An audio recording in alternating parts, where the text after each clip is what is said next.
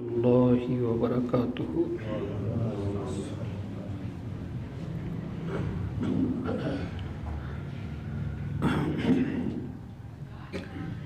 ان الحمد للہ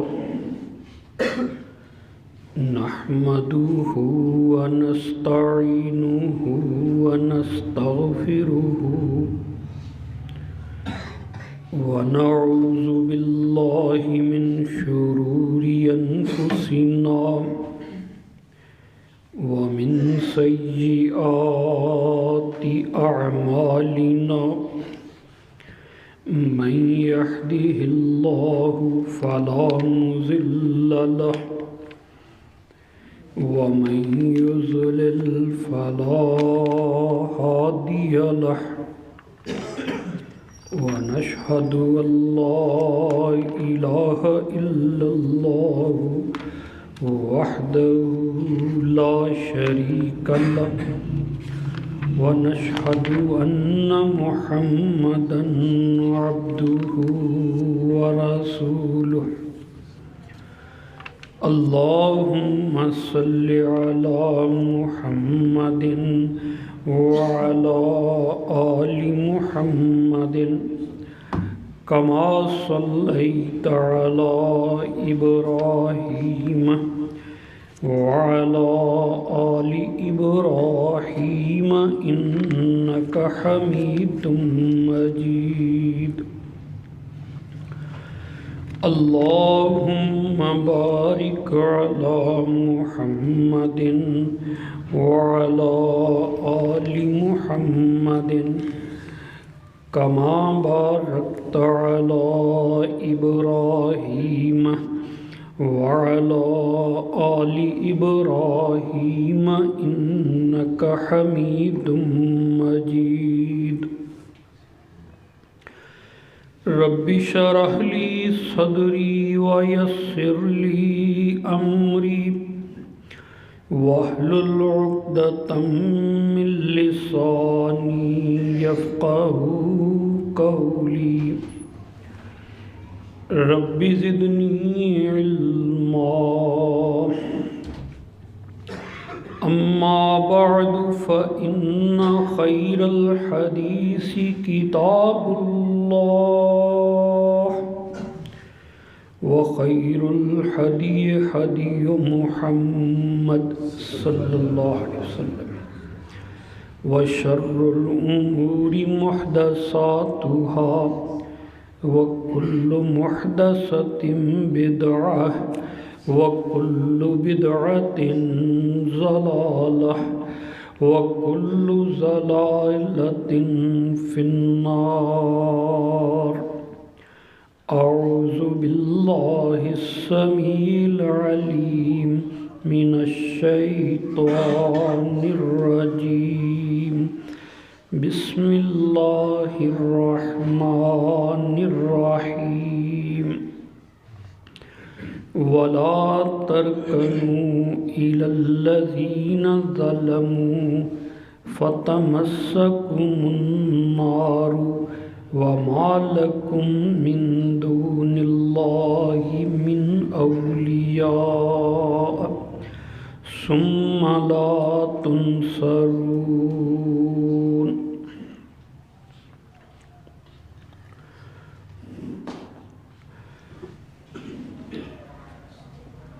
ہر عیب سے پاک ذات ہر قسم کی تعریف کے لائق سب حاکموں سے بڑا حاکم اللہ ذو الجلال والاکرام ہے جو اپنی ذات میں اپنی صفات میں وحدہ لا شریک لہ بے مثال ہر قسم کی مشابہت سے پاک ہے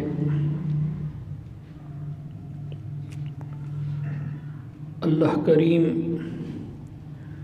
اپنی خاص الخاص رحمتیں بے شمار درود و سلام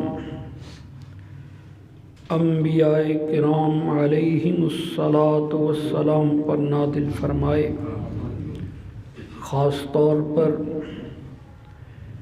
آخری نبی امام الانبیاء سید المرسلین محمد الرسول اللہ صلی اللہ علیہ وآلہ وسلم پر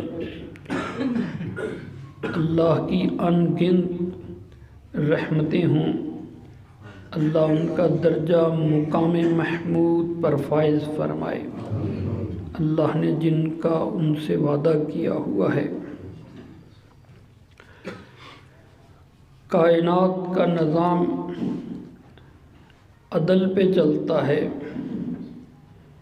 اللہ تعالیٰ ظلم کرنے والوں کو پسند نہیں فرماتا۔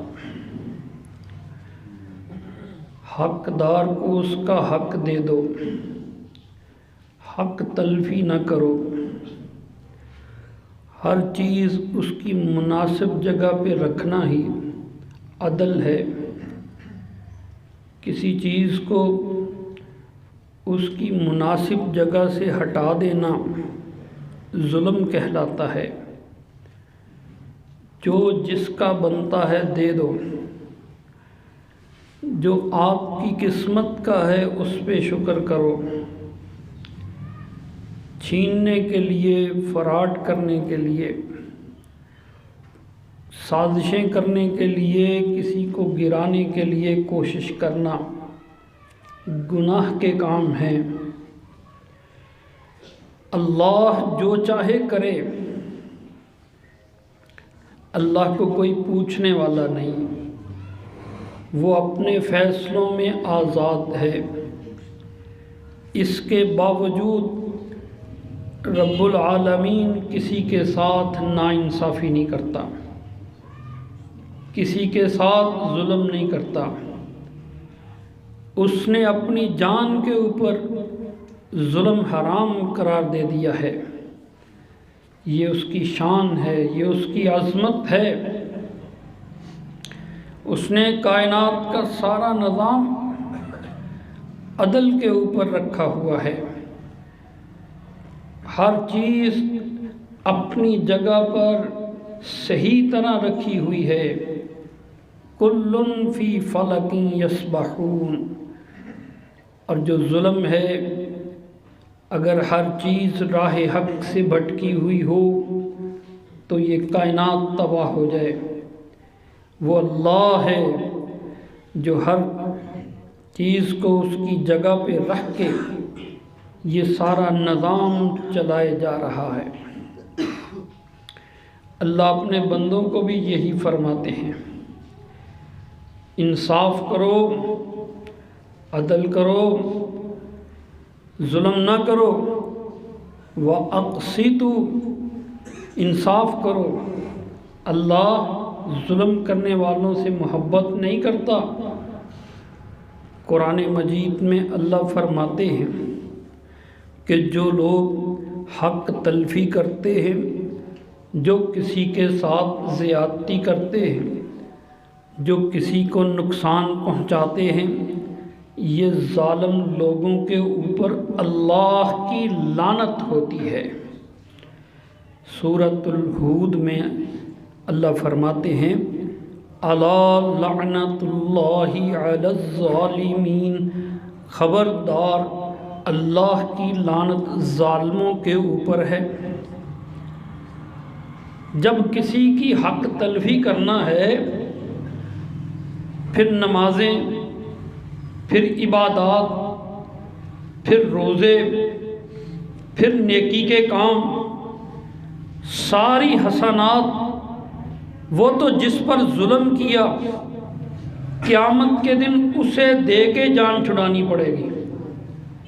اللہ کے نبی نے ہمیں فرما دیا ہے کہ جب قیامت کا دن ہوگا، اعمال نامے تولے جائیں گے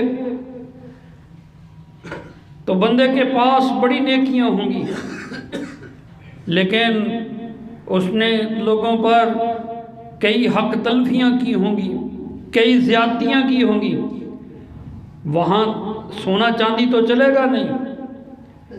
پھر رب العالمین اس کی نیکیاں لے کے ان مظلوموں کو دے دیں گے اور اس طرح داد رسی ہوگی۔ اور اگر اس کی نیکیاں کم پڑ گئیں تو پھر اللہ مظلوموں کے گناہ لے کے اس کے کھاتے میں ڈال دیں گے۔ جب بندہ دل کے ہاتھوں مجبور ہوتا ہے اور کسی کو نقصان پہنچاتا ہے، اولاد کی محبت میں آتا ہے، اس کی خاطر کسی کے ساتھ حق تلفی کرتا ہے، جب اپنی خواہش غالب آتی ہے، اپنے فائدے کے لیے کسی کا نقصان کرتا ہے، یہ ظلم ہے۔ اللہ تعالیٰ اسی بندے کے لیے فرماتے ہیں الا لعنت اللہ علی الظالمین، خبردار ظالموں کے اوپر اللہ کی لعنت ہے۔ اللہ ہمیں لعنت سے محفوظ فرمائے۔ جس پہ اللہ کی لعنت ہے وہ تو گیا جہنم میں، اور لعنت کے مقابلے میں جو لفظ ہے وہ رحمت ہے۔ جس کے اوپر اللہ کی رحمت ہے وہ گیا جنت میں۔ اللہ کے نبی نے فرمایا، قرآن مجید میں بھی ہے، رحم کرو تم پہ بھی رحم کیا جائے گا۔ اگر کسی کا بھلا کرو گے اللہ کی رحمت برسے گی، کسی کے کام آؤ گے، کسی کی خیر خواہی کرو گے، اس کا حق دے دو گے، اور ہو سکے تو اپنے حق میں سے بھی کچھ دے دو گے۔ رحم کرو مخلوق کے اوپر، اللہ کی رحمت بھی تمہارے اوپر نازل ہو جائے گی۔ صحابہ نے کہا اللہ کے نبی آپ بھی جنت رحمت کے ساتھ ہی پائیں گے، اللہ کی رحمت کے ساتھ ہی؟ فرمایا ہاں، الا ان یتغمدنی اللہ برحمتہ، اللہ کی رحمت مجھ پہ ہوگی تو اللہ مجھے بھی جنت دے گا۔ یہ ظلم جنت میں نہیں جانے دیتا۔ یہ لعنت کے کام، جس پہ لعنت برس جائے پھر وہ جہنم میں ہی جاتا ہے، جنت کی طرف نہیں جاتا ہے۔ اللہ اکبر۔ سورہ الزخرف اللہ احکم الحاکمین فرماتے ہیں تباہی ہے، عذاب ہے، دردناک انجام ہے ان لوگوں کا جو لوگوں کی حق تلفیاں کرتے ہیں۔ فَوَيْلٌ لِّلَّذِينَ ظَلَمُوا مِنْ عَذَابِ يَوْمٍ عَلِيمٍ، اللہ فرماتے ہیں دردناک عذاب قیامت کے دن کا ان بندوں کے لیے تباہی ہے جو لوگوں کے ساتھ ظلم کرتے ہیں۔ ویل بھی بولا، عذاب علیم بھی بولا، اس بندے کے لیے ہے۔ اور جب اللہ نے تیرے ساتھ کوئی ظلم نہیں کیا، تو مخلوق کے ساتھ کیوں ظلم کرتا ہے؟ اللہ کریم نے میرے اوپر جو میرا حق بنتا اللہ نے پورا دے دیا، تو پھر میں اپنے رب کے دیے ہوئے پر مطمئن کیوں نہیں ہوں؟ دوسروں کو چھینا چھانی کیوں کرتا ہوں؟ اللہ اکبر۔ جو ظلم کرتا ہے وہ اللہ کی تقسیم پر مطمئن نہیں ہوتا، اسی لیے وہ کسی اور کا بھی حق کھانا چاہتا ہے۔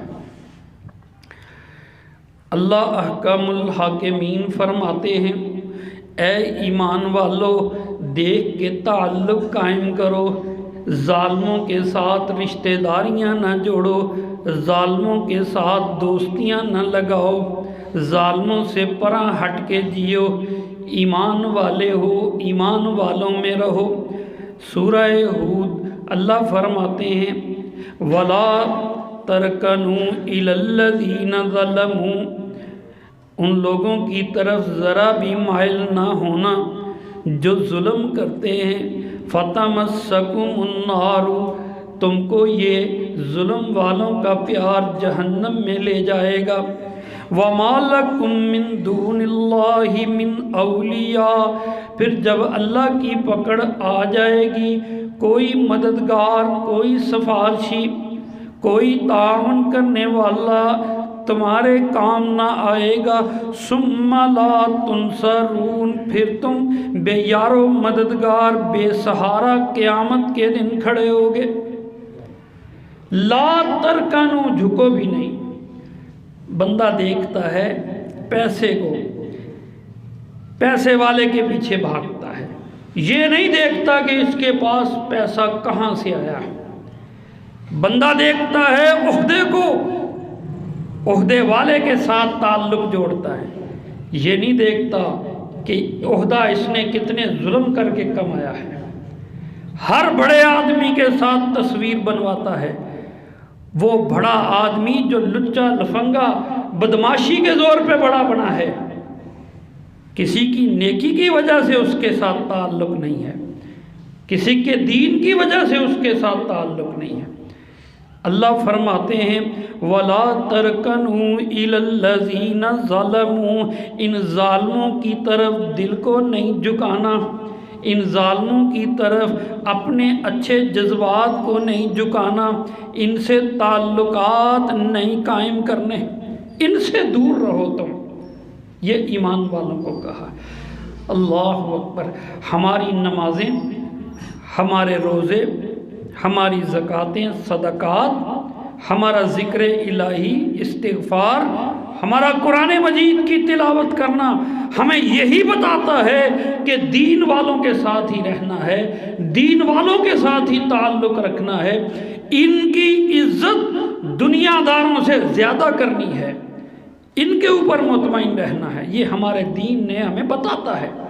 نمازیں بھی پڑھے جاؤ، ظالموں کے پیچھے بھی۔ مجھے تو حیرانگی ہوتی ہے، ٹھیک ہے ہمارا نظام ہے ایک سیاسی نظام، اس میں ایک ایم پی اے بھی ہوتا ہے، ایم این اے بھی، وزیر بھی، اور مشیر بھی، اور وزیر اعظم بھی ہوتا ہے، ٹھیک ہے اپنی جگہ، یہ دنیا دار لوگ ہیں، ان میں اچھے بھی ہیں برے بھی ہیں، لیکن بڑی حیرت ہوتی ہے جب علماء کرام، عالم دین، جن کو اللہ نے بڑا ہی مقام دیا ہے، وہ ان کے پیچھے پیچھے پھرتے ہیں اور ان کی چاپلوسی کی طرف جاتے ہیں۔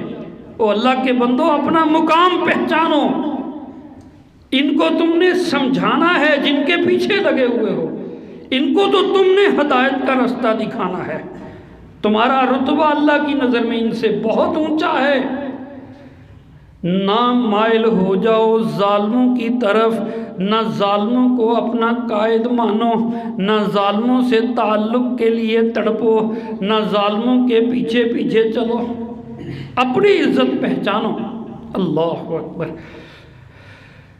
نبی کریم محمد الرسول اللہ صلی اللہ علیہ وآلہ وسلم ابھی نبی نہیں بنے تھے۔ مکے میں ایک معاہدہ پایا جاتا ہے جس کو حلف الفضول کہتے ہیں۔ مکے کے لوگ بھی جاہل تھے، مشرک تھے، اور عرب میں لوٹ مار تھی، راستے غیر محفوظ تھے۔ ایسے میں کچھ نیک لوگ، رحم دلی والے، وہ کہنے لگے آؤ اکٹھے ہو جائیں۔ بڑے بڑے چند لوگ اکٹھے ہو گئے کہ جس کسی کو بھی لوٹا جائے گا، جس کسی کے ساتھ بھی زیادتی ہوگی، ہم مظلوم کا ساتھ دیں گے۔ بنو ہاشم نے بھی یہ معاہدہ کیا۔ نبی کریم محمد الرسول اللہ صلی اللہ علیہ وآلہ وسلم کی لڑکپن کی زندگی کا ان کے بڑوں نے یہ معاہدہ فرمایا، اور جب اللہ کے نبی صلی اللہ علیہ وآلہ وسلم نبوت کے منصب پر سرفراز ہو گئے، ہجرت کر لی، مدینے پہنچ گئے، اللہ کے نبی اسلامی ریاست کے سربراہ بن گئے، تب آپ نے اعلان فرمایا آج بھی کوئی مظلوم مجھے اس معاہدے کا حوالہ دے کے اپنی مدد کے لیے بلائے، میں محمد اس کی مدد کے لیے نکلوں گا صلی اللہ علیہ وسلم۔ یہ نہیں ہے کہ کوئی مسلمان ہی ہے، کوئی کافر، کوئی بت پوجنے والا، کوئی عیسائی، کوئی یہودی، جس پہ بھی ظلم ہوگا اللہ کے نبی اس مظلوم کا ساتھ دینے کے لیے تیار ہے۔ اللہ اکبر۔ قرآن مجید کا مطالعہ فرمائیے۔ اللہ احکام الحاکمین فرماتے ہیں تم مکے سے نکلے، مدینے جا پہنچے، مدینے میں چلے گئے، اب مدینے والوں جہاد کی تیاری کر لو، اب تلواروں کو تیز کر لو، اب لڑنے کی مشق کر لو، اس لیے کہ اب تمہاری ذمہ داری بڑھ گئی ہے، اب تم مکے میں نہیں رہے، اب تمہارا یہ بھی فرض ہے کہ جہاں ظلم ہوگا تم نے طاقت کے ساتھ اس ظلم کو روکنا ہے۔ سورہ الحج کا مطالعہ فرمائیے۔ اللہ احکام الحاکمین فرماتے ہیں اذن للذین یقاتلون بانہم ظلموا وان اللہ علی نصرہم لقدیر۔ اللہ کریم ان لوگوں کو جہاد کرنے کی اجازت، اللہ کی راہ میں تلوار اٹھانے کی اجازت، طاقت کا استعمال کرنے کی اجازت دیتے ہیں، بِأَنَّهُمْ ظُلِمُوا، اس لیے کہ ظلم کیا گیا، ظلم کا راستہ روکنا ہے۔ ہمارا جہاد مظلوموں کے لیے ہے، ہمارا جہاد ظالموں کو روکنے کے لیے ہے، دنیا میں امن قائم کرنے کے لیے ہے۔ اللہ اکبر کبیرہ۔ اور کبھی بھی اللہ کے نبی صلی اللہ علیہ وسلم نے ظالموں کے ساتھ ہمدردی نہیں کی ہے، اور جب بھی ظلم کسی نے کیا ہے رسول کریم صلی اللہ علیہ وسلم نے اس کا مقابلہ کیا ہے، اپنے مجاہدوں کو لے کے اس کے مقابلے پہ نکلے ہیں، مجاہدوں نے شہادتیں قبول کی ہیں اور دشمنوں کو واصل جہنم کیا ہے، مگر ظالموں کے ساتھ مصالحت نہیں کی ہے۔ اور جب بھی کسی نے زیادتی کی ہے اللہ کے نبی نے اس زیادتی کرنے والے کے خلاف ہی تلوار اٹھائی ہے۔ اللہ اکبر۔ قرآن مجید میں اللہ فرماتے ہیں سورہ حج میں جب تم جہاد کے لیے نکلو تو پھر تم اپنی تلوار کے ذریعے حفاظت کرنا، مسجدوں کی نہیں، ہر مذہب کے عبادت گاہوں کی، چاہے یہودیوں کی عبادت گاہ، چاہے عیسائیوں کی عبادت گاہ، چاہے مسجدیں، ہر جگہ تمہارے جہاد کی برکت سے امن قائم ہونا چاہیے۔ اللہ احکام الحاکمین فرماتے ہیں وَلَوْلَا دَفْعُ اللَّهِ النَّاسَ بَعْضَهُمْ بِبَعْضٍ لَهُدِّمَتْ صَوَامِعُ وَبِيَعٌ وَصَلَوَاتٌ وَمَسَاجِدٌ يُذْكَرُ فِيهَا اسْمُ اللَّهِ كَثِيرًا۔ اس جہاد کی برکت سے، اس تلوار کی برکت سے، اللہ کی راہ میں قتال کی برکت سے یہودیوں کی عبادت گاہوں میں، عیسائیوں کی عبادت گاہوں میں اور مسلمانوں کی مساجد میں اللہ کا ذکر کثرت سے پرامن طریقے سے جاری رہنا چاہیے۔ اللہ، یہ تو دوسرے ہیں، مسلمان تو امن پسند ہیں۔ اللہ کے رسول کریم صلی اللہ علیہ وسلم نے مدینے پہنچتے ہی ایک معاہدہ فرمایا جس کو میثاق مدینہ کہا جاتا ہے۔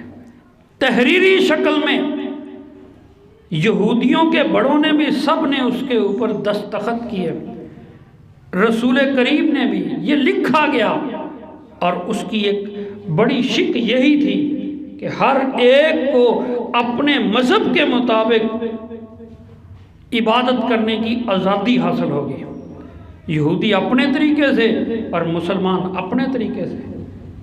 کتنا کھلا دل ہے، اللہ اکبر کبیرہ۔ کسی کے ساتھ ظلم نہیں کرنا، ہر ایک کو اس کا حق دے دو۔ سیدنا سلمان فارسی رضی اللہ تعالی عنہ بڑے سمجھدار صحابی تھے، اللہ نے عقل بھی بہت دی تھی اور اللہ نے دین کی محبت بھی بے تحاشا عطا فرمائی تھی۔ ایران میں تھے، فارس میں، وہاں سے ان کو توحید کی طلب ہوتی ہے اور تلاش کرنا شروع ہو جاتے ہیں، ایک راہب سے پاس دوسرے راہب کے پاس، کہیں سچائی نہیں ان کو ملتی، اور اس سچائی کی تلاش میں آزادی سے غلامی تک جا پہنچتے ہیں، اور پھر مدینے میں آ جاتے ہیں۔ اللہ کریم نے ان کے دل کی تڑپ کو دیکھا اور ان کو محمد عربی صلی اللہ علیہ وسلم کی غلامی کے لیے منتخب کر لیا، اور نبی کریم صلی اللہ علیہ وسلم نے ان کو یہودی سے آزاد بھی کروایا، اور پھر رسول کریم صلی اللہ علیہ وسلم نے فرمایا کہ سلمان بھی اہل بیت میں سے ہے، بڑی عزت اس کی۔ آپ جانتے ہیں کہ غزوہ خندق میں سیدنا سلمان کے مشورے سے خندق کھودی گئی، کتنے عظیم اور سمجھدار صحابی تھے، اس بندے کی سوچ نے عربوں کے متحدہ لشکر کو شکست دی۔ اللہ اکبر۔ رسول کریم صلی اللہ علیہ وآلہ وسلم نے مدینہ ہجرت کے بعد انصار اور مہاجرین کو آپس میں بھائی بھائی بنا دیا۔ جناب سلمان بھی بے سہارا تھے، اللہ کے نبی نے ان کو سیدنا ابو الدرداء رضی اللہ تعالی عنہ کا اسلامی بھائی بنا دیا، اور یہ محبت بڑھتی گئی، ابو الدرداء اور سلمان محبت بڑھتی گئی۔ نبی کریم صلی اللہ علیہ وآلہ وسلم کے بنائے ہوئے یہ بھائی ایک دوسرے کے گھروں میں جاتے ہیں۔ ایک دفعہ سیدنا سلمان رضی اللہ تعالی عنہ جناب ابو الدرداء کے گھر تشریف لے گئے۔ امام بخاری رحمۃ اللہ علیہ اس حدیث کو نقل فرماتے ہیں، دیکھا تو ام درداء جو ان کے بھائی کی بیوی، بکھرے ہوئے بال، پراگندہ صورتحال، نہ لباس کا ذکر، عجیب سی حالت۔ کہنے لگے اے بہن، تو شادی شدہ ہے، تیرا خامند ہے، تو نے اپنی کیا حالت بنائی ہوئی ہے؟ وہ آگے سے کہتی ہے تیرا بھائی تو بس نمازیں پڑھنے کے لیے ہی رہ گیا، ہر وقت مصلی پہ ہے، ہر وقت روزے پہ ہے، میری اب اس کو ضرورت نہیں ہے، میری طرف توجہ کرنی اس نے چھوڑ دی ہے۔ سمجھدار تھے، سمجھ گئے، ملنے آئے تھے وہیں بیٹھ گئے۔ تھوڑی دیر کے بعد بھائی جان سیدنا ابو الدرداء رضی اللہ تعالی عنہ بھی تشریف لے آئے۔ اتنی دیر میں ان کی گھر والی اچھا کھانا بنا کے لے آئی۔ مہمان جناب سلمان فارسی کے آگے کھانا رکھا۔ سلمان کہتے ہیں میں تو نہیں کھاؤں گا، بھائی تیرے ساتھ مل کے کھاؤں گا، اکٹھے کھائیں گے نہیں تو نہیں کھائیں گے۔ سلمان کو جواب دیتے ہیں ابو الدرداء میرا تو روزہ ہے۔ فرمایا نہیں، بس روزہ چھوڑنا پڑے گا وگرنہ میں نہیں کھاؤں گا۔ بھائی کی محبت کی خاطر جناب ابو الدرداء نے نفلی روزہ چھوڑ دیا، کھانا بھی کھایا، اور اس کے بعد جناب سلمان رضی اللہ تعالی عنہ اپنے بھائی کو مخاطب کرتے ہیں، کہتے ہیں یا ابا الدرداء ان لربک علیک حقا وان لنفسک علیک حقا وان لعینک علیک حقا وان لاہلک علیک حقا فاعط کل ذی حق حقہ۔ اے ابو الدرداء سن لے، تیرے اوپر تیرے رب کا بھی حق ہے، تیرے اوپر تیرے نفس کا بھی حق ہے، تیرے اوپر تیری آنکھ کا بھی حق ہے، تیرے اوپر تیری بیوی کا بھی حق ہے۔ فَأَعْطِ كُلَّ ذِي حَقٍ حَقَّهُ، ہر حق والے کو اس کا حق دے دو۔ ابو الدرداء تو بہت نیک تھے، انہوں نے جناب سلمان کا ہاتھ پکڑا اور رسول اللہ صلی اللہ علیہ وسلم کی خدمت میں لے گئے۔ کہنے لگے اللہ کے نبی میں تو عبادت کرتا، روزے رکھتا ہوں، آج سلمان آیا مجھ سے روزہ بھی چھڑوا دیا اور مجھے کہتا ہے راتوں کو سویا بھی کر، آنکھ کا بھی حق ہے، مجھے کہتا ہے بیوی کے خدمت، بیوی کے تعلق، بیوی کے ساتھ اچھا سلوک بھی رکھ، بیوی کا بھی حق ہے، مجھے کہتا ہے کبھی روزہ رکھ لے کبھی چھوڑ دے، فَآتِ كُلَّ ذِي حَقٍ حَقَّهُ، حق جس کا بھی بنتا ہے اس کو دے دو۔ رسول اللہ صلی اللہ علیہ وسلم نے فرمایا صدق سلمان، ابو درداء سلمان نے سچ کہا، اس نے جو کہا ہے سچ کہا ہے۔ حق تلفی نہیں کرنی چاہے رب کی ہو، حق تلفی نہیں کرنی چاہے بیوی کی ہو، اور تو اور طرف اپنی خود سے بھی حق تلفی نہیں کرنی۔ تجھے بھی آرام کی ضرورت ہے، تجھے بھی کھانے کی ضرورت ہے، تجھے بھی سکون کی ضرورت ہے، اس جان کو بھی آرام دو، اس آنکھ کو بھی نیند دو، اس پیٹ کو بھی کبھی اچھا کھانا دو، اپنی بیوی کو بھی وقت دو، اور رب کی بھی عبادت کرو۔ کسی کی حق تلفی کی اسلام اجازت نہیں دیتا ہے۔ سبق یاد کر لیجئے گا، فَأَعْطِ دے دو، كُلَّ ذِي حَقٍ ہر حقدار کو، حقہ اس کا حق، ہر حقدار کو اس کا حق دینا، یہ اسلام کا اصول ہے۔ اللہ اکبر کبیرہ، اللہ اکبر۔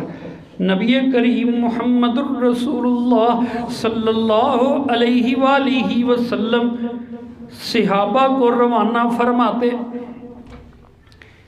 عہدہ دے کے، گورنر بنا کے، منصب دے کے، عامل مقرر کر کے جاتے ہوئے اللہ کے نبی ان کو نصیحتیں فرماتے، تربیت دیتے تھے۔ ایک ہمارے افسر ہیں، رشوت لگا کے، سفارشیں لڑا کے، تعلقات استعمال کر کے، پتہ نہیں کیسے کیسے پاپڑ بیل کے کوئی منصب، کوئی عہدہ لیتے ہیں، اور اس کے بعد پھر لوگوں کے اوپر ظلم ڈالتے ہیں، ان کی جیبیں خالی کرتے ہیں، رشوت کے بازار چلتے ہیں۔ پوری دنیا میں پاکستان بدنام ہو چکا ہے، اتنا کرپٹ ملک ہو گیا، کوئی محکمہ ایسا نہیں رہا جہاں کسی کو انصاف ملتا ہو۔ عدلیہ ہے تو وہ پوری دنیا میں بدنام ہو چکی ہے، یہاں کسی غریب کو نہیں انصاف ملتا، یہاں قانون وہ سارے کا سارا لاگو ہوتا ہے غریب کے اوپر، اس کے اوپر ہی سارا قانون، یہاں جتنا تگڑا ہے اس کو کوئی پوچھنے والا نہیں ہے۔ رعایا عوام پس رہی ہے، لوٹ مار جاری ہے اس کی، پھر بھی کہتے ہیں یہ مسلم ریاست ہے، مسلمانوں کی حکومت ہے۔ پتہ نہیں کون سے مسلمان ایسے ہوتے، ایسے تو گورے کافر نہیں کرتے، یہاں کلمہ پڑھنے والے ایسے کر رہے ہیں۔ اللہ اکبر۔ جب خود ہم ایک دوسرے پر ظلم کرنے سے باز نہیں آتے تو ہم کیسے کہیں گے انڈیا کو ظلم کرنے سے کیسے روکیں گے؟ ہم اس کے ظلم کے مذمت کیسے کر سکتے ہیں؟ ہم تو ایک دوسرے کے خیر خواہ نہیں ہیں۔ ایک طرف ہم منافقت کی بھی حد ہے بھائی، محسوس نہ کرنا، بات سچی ہے۔ ایک طرف ہم کہتے ہیں انڈیا سے کشمیر کو آزاد کرنا ہے، اور دوسری طرف انڈیا کی فلم دیکھے بغیر رات نیند نہیں آتی ہے، اس کا ڈرامہ دیکھے بغیر رات نیند نہیں آتی ہے، اس کے گانے سنے بغیر ہمارا موبائل جو ہے وہ کسی کام کا نہیں ہے، اور دل میں کفر کی محبت ہے، زبان سے کہتے ہو کشمیر آزاد کریں، وہ پہلے اپنے آپ کو تو ٹھیک کر لیں، اپنے دل میں تو اسلام کی محبت ڈال لیں، پھر یوم کشمیر بھی مناتے رہیے گا، پھر ریلیاں بھی نکالتے رہیے گا، پھر دنیا کے اوپر اپنے مظلوم ہونے کا واویلا بھی کرتے رہیے گا، پہلے خود تو اپنے آپ کو ٹھیک کیجئے۔ رسول کریم صلی اللہ علیہ وآلہ وسلم نے ایک بچے کی تربیت فرمائی، اصحاب صفہ میں شامل اللہ کے نبی صلی اللہ علیہ وسلم نے اس کو خود پیار سے محبت سے اس کا ہاتھ دونوں ہاتھوں میں تھام تھام کے اللہ کے نبی نے ان کو دین کی تعلیم دی، کبھی مجمع میں کبھی اکیلے میں۔ پھر اللہ کے نبی صلی اللہ علیہ وسلم کے پاس بدر کے قیدی آئے، اللہ کے رسول نے اس بچے کو ان قیدیوں کے سپرد کر دیا، لکھنا پڑھنا سکھا دیا۔ یہ بڑی دنیا کی تعلیم بھی پا گئے، دین کی تعلیم بھی پا گئے۔ اس نوجوان کو اللہ کے نبی نے منصب دینے کے لیے اپنی نگرانی میں تیار فرمایا۔ ان کا نام ہے سیدنا معاذ بن جبل رضی اللہ تعالی عنہ۔ رسول اللہ صلی اللہ علیہ وآلہ وسلم نے سن 10 ہجری میں معاذ بن جبل کو پوری طرح تیار کر کے یمن کا گورنر بنا کے روانہ فرمایا، اور روانہ فرماتے ہوئے سیدنا معاذ کو جناب رسول اللہ صلی اللہ علیہ وآلہ وسلم نے فرمایا، پڑھیے بخاری شریف، یہ حدیثیں بھی پڑھیے نا۔ اللہ اکبر۔ اور یہ تو چاہیے نا کہ وہ ہر ٹیکس والے دفتر کے اوپر یہ حدیث لکھی ہوئی ہو۔ مہنگائی کے خلاف اس حدیث کو دیکھیے، عوام کو لوٹنے والے اس کو یاد کریں، پھر جا کے کسی کرسی پہ بیٹھیں۔ رسول اللہ صلی اللہ علیہ وسلم نے فرمایا، یا معاذ اتقی وکرائم اموال الناس واتقی دعوت المظلوم فإنہ لیس بینہ وبین اللہ حجاب۔ اے معاذ، جب لوگوں سے تم جزیہ وصول کرو تو ان کے قیمتی مالوں کو مت پکڑنا۔ اونٹ لینا ہے، مہنگا اونٹ، قیمتی اونٹ نہ لینا، ان کو تنگ نہیں کرنا۔ وَاتَّقِ دَعْوَةَ الْمَظْلُومِ، مظلوم کی بد دعا سے بچنا۔ امیر محترم، مظلوم کی بد دعا سے بچنا۔ فَإِنَّهُ لَيْسَ بَيْنَهُ وَبَيْنَ اللَّهِ حِجَابٌ، اس لیے کہ جب مظلوم بد دعا کرتا ہے پھر اس کے اور اللہ کے درمیان کوئی پردہ نہیں رہتا، فوری قبول ہوتی ہے، فوری قبول ہوتی ہے۔ یہ تربیت ہے محمد الرسول اللہ کی افسرانوں کو صلی اللہ علیہ وسلم۔ یہاں تو پتہ نہیں ہمارے میں سے ہی اٹھ کے ان کو تربیت کیسے دیتے ہیں، وہ کاٹھے انگریز بن جاتے ہیں، انگریزوں سے بدتر ہو کے ہمارے ساتھ رویہ شروع کر دیتے ہیں۔ اللہ اکبر۔ اللہ تعالی ہمیں ایسے حکمران عطا فرمائے۔ رسول کریم صلی اللہ علیہ وآلہ وسلم ظلم کرنے والوں کے بارے میں فرماتے ہیں، سیدنا ابو سلمہ رضی اللہ تعالی عنہ بڑے عظیم صحابی، اور مومنوں کی ماں سیدہ عائشہ رضی اللہ تعالی عنہ ان کے پاس حاضر ہوئے رسول کریم کی وفات کے بعد۔ صحابہ کرام دین سیکھنے کے لیے سیدہ عائشہ کے پاس تشریف لایا کرتے تھے۔ جناب ابو سلمہ رضی اللہ تعالی عنہ کہتے ہیں، اماں جی میرا جھگڑا ہو گیا اس بندے کے ساتھ، زمین کا تنازع ہے، زمین کا تنازع ہے، وہ میری زمین پہ قبضہ نہیں چھوڑتا۔ فذکر لی عائشہ، کہنے لگے زمین پہ میری حق تلفی وہ چھوڑتا نہیں ہے۔ سیدہ عائشہ فرمانے لگی، یا ابا سلمہ اجتنب الارض، اے ابو سلمہ تنازع چھوڑ دے، زمین چھوڑ دے، دے دے اس کو۔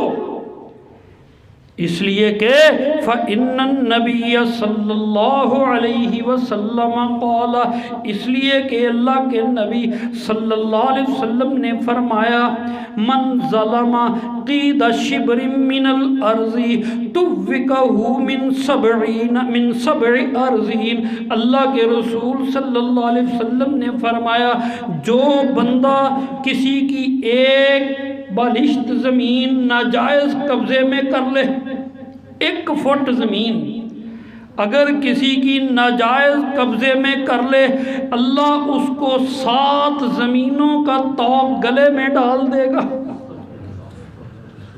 کون یہ طوق اٹھا سکتا ہے؟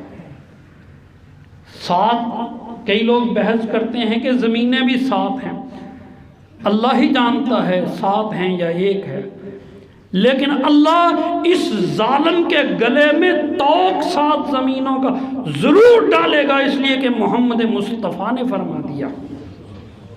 ہر بندہ داؤ لگانے کے چکر میں ہے، ہر بندہ۔ اور ہمارے نبی نے تو یہ فرمایا ہے اگر تمہیں کوئی درہم بھی گرا پڑا ملے، کوئی چیز بھی گری پڑی ملے، اس کو اٹھاؤ نہ اٹھاؤ۔ اگر کوئی کسی کی چیز اٹھا لی ہے تو سال بھر اس کا اعلان کرو۔ ہم تو آنکھ بچا کے اٹھانے کے چکر میں ہیں، ہر بندہ دوسری کی جیب سے نکالنے کے چکر میں ہے، جس کو جتنا چانس ملتا ہے وہ دوسرے کو داؤ لگاتا ہے، اور مزاج ہی بن گیا ظالمانہ۔ حق تلفی نجتوں میں گھس گئی، جہاں موقع ملے چھوڑنا ہی نہیں ہے۔ پھر ہمارا رونا بنتا ہی نہیں ہے جب ہمارے ساتھ ظلم ہوتا ہے، جب ہمارے ساتھ زیادتی ہوتی ہے، جب ہماری باری آتی ہے ہم معاف کرتے۔ یہ ظلم کے ساتھ نظام نہیں چلتے۔ کوئی بہنوں کا حصہ کھا گیا، کوئی کمزور سمجھ کے اس کی زمین پہ قبضہ کر گیا، کوئی کسی کے کاروبار پہ قبضہ کر گیا، کوئی شراکت داری کی آڑ میں اپنے بھائی کو دا لگا کے اس کا کاروبار ہڑپ کر گیا، اور ہر طرف حق تلفی۔ یہ ہمارا مزاج ہے۔ ہم کہاں کے نمازی ہیں، کہاں کے روزے دار ہیں، کہاں کے عبادت گزار ہیں؟ اللہ ہمیں ہدایت عطا فرمائے۔ رسول اللہ صلی اللہ علیہ وآلہ وسلم نے فرمایا 1 بالشت زمین، 1 فٹ زمین اگر کوئی کسی کی ناجائز قبضہ کر لے، قیامت کے دن اللہ اس کے گلے میں 7 زمینوں کا طوق ڈالے گا۔ اور جو سب سے خاص بات ہے وہ بھی سبق یاد کر لیجئے میرے بھائی، اس کو بھولنا نہیں ہے۔ ہمارے نبی نے ہم کو یہ تعلیم دی، قرآن مجید نے ہم کو یہ تعلیم دی، ظلم دیکھ کے آنکھیں بند کر لینا ایماندار کا کام نہیں ہے۔ اے ایمان والو سنو، جب بھی کہیں ظلم ہوتا ہوا دیکھو، مظلوم کا ساتھ دینا تمہاری ذمہ داری ہے، یہ اللہ نے لگائی ہے۔ سیدنا انس بن مالک رضی اللہ تعالی عنہ فرماتے ہیں، امام بخاری رحمت اللہ علیہ اس حدیث کو بھی نقل کرتے ہیں۔ الحمدللہ آج کے خطبے میں ساری احادیث صحیح بخاری کی ہیں۔ امام بخاری رحمت اللہ علیہ نقل فرماتے ہیں، اللہ کے رسول صلی اللہ علیہ وآلہ وسلم نے اپنے غلام، اپنے خادم انس بن مالک کو فرمایا، انس یاد رکھ، انصر اخاک ظالما و مظلوما، تیرا بھائی ظالم ہو، تیرا بھائی مظلوم ہو، ان کی مدد کیا کرو۔ جناب انس فرمانے لگے، اللہ کے رسول ھذا مظلوم ننصرہ، یہ تو مظلوم ہے، اس کی تو مدد کریں گے۔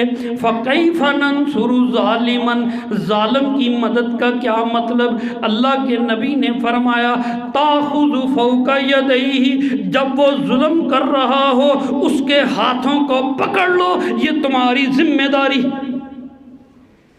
ظالم کا ہاتھ پکڑ لو، پکڑ سکتے ہو پکڑ لو، بول سکتے ہو بول لو، کچھ بھی نہیں کر سکتے تو تعلق ہی توڑ لو ظالموں سے، ان کے ساتھ دوستی، ان کے ساتھ تعلق، اور کوئی ملک لوٹ کے کھا گیا، اور کوئی لوگوں کو لوٹ کے کھا گیا، کوئی جھوٹی شان و شوکت، لوگوں کے خون پسینے کی کمائی لوٹ کے، اور ہم ان کے پیچھے پھرتے ہیں، ان سے تعلق جوڑتے ہیں۔